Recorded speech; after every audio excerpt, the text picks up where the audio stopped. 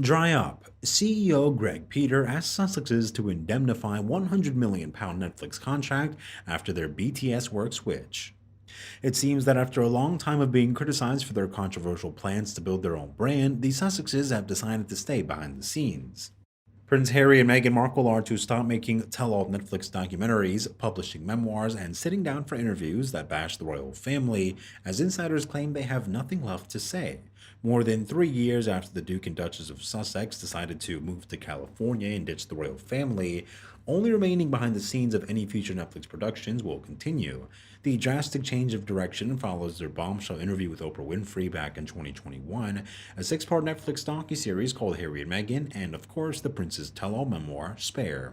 These included blistering attacks on members of the royal family, including King Charles, Queen Camilla, and the Duke and Duchess of Cambridge, as well as the wider institution.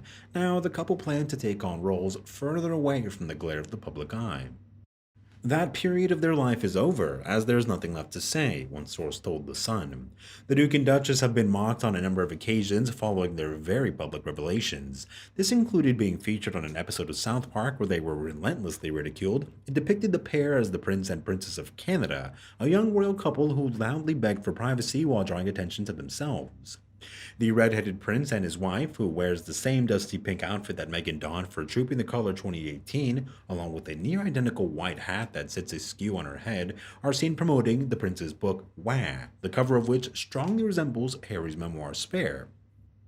They storm off during a TV show interview after being challenged about their motives. If we moved here, people would think that we're really serious about wanting to be normal.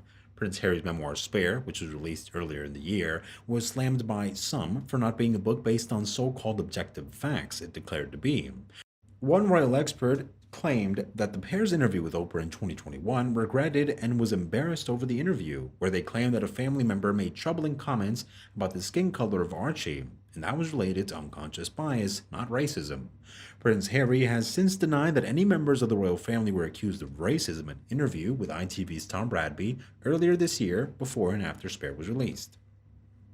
While the conversation moved to the Oprah Winfrey interview, Bradby told Harry that he had accused members of his family of racism. Harry responded by saying, "No, I didn't," adding the British press said that.